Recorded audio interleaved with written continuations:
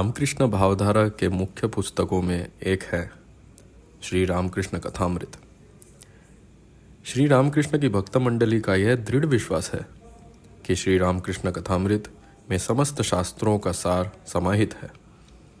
इस प्रकार का इतने सरल ढंग से सबके लिए सहजलब्ध सहजगम्य रूप में धर्म के गूढ़ तत्वों का उपदेश किसी एक पुस्तक में मिलना दुर्लभ है। इसीलिए कथामृत का पाठ और उसका अनुशीलन हम सभी के लिए परम मंगलमय होगा। रामकृष्ण मठ तथा मिशन के पूर्व महाध्यक्ष श्रीमद स्वामी भूतेशानंद जी महाराज ने कई वर्ष पहले बेलूर मठ में और रामकृष्ण योगोद्यान मठ काकुड़गाछी में अपने नियमित साप्ताहिक सत्संग में श्री श्री रामकृष्ण कथामृत पर धारावाहिक रूप से चर्चा की थी। प्रस्तुत पुस्तक श्री श्री रामकृष्ण कथामृत प्रसंग उन बंगला प्रवचनों का संकलन उद्बोधन कार्यालय द्वारा प्रकाशित की गई। प्रस्तुत धारावाहिक के जरिए इसी पुस्तक में से हम कुछ गहन आध्यात्मिक तत्वों पर विचार करने का प्रयास करेंगे। ठाकुर एक जगह भागवत की बात कहते हैं, ज्ञानी जिसे ब्रह्म कहते हैं, योगी उसी को आत्मा कहते हैं और भक्त भगवान।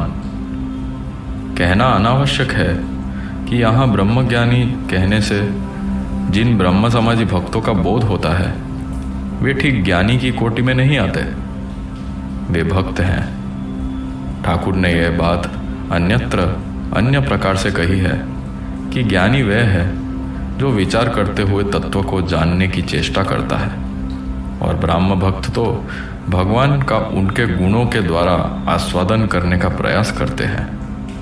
अतः वे निराकारवादी तो हैं लेकिन सगुण ब्रह्म के उपासक हैं। वे ऐसे भगवान को चाहते हैं जिनके भीतर दया है, स्नेह है, माया ममता है, जिन्हें हम माता या पिता कहकर संबोधित करके तृप्ति पाते हैं।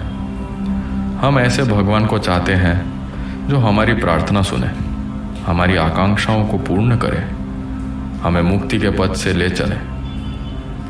ब्रह्म ये सब नहीं करता तो फिर ब्रह्म का चिंतन क्यों करना? जो अद्वैत वेदांतवादी हैं वे फिर उस ब्रह्म की बात क्यों करते हैं? ब्रह्म भला उनके किस काम का?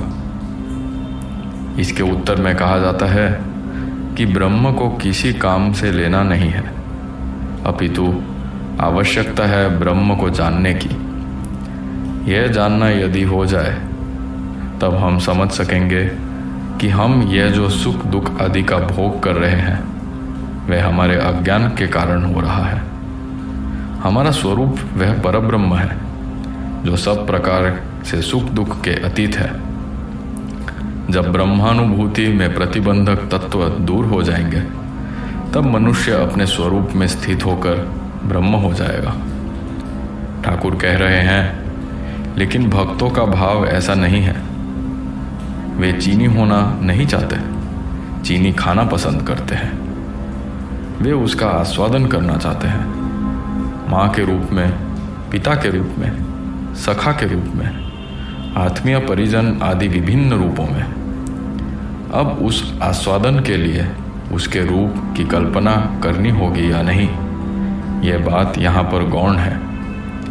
ब्रह्म भक्त रूप की कल्पना नहीं करते लेकिन आस्वादन की आकांक्षा रखते हैं, अतः वे भक्त हैं। इस दृष्टि से विचार करके ठाकुर केशव सेन के भीतर एक ऐसा भक्ति से भरा हृदय देखते हैं जहाँ भगवान के लिए व्याकुलता है, आंतरिकता है।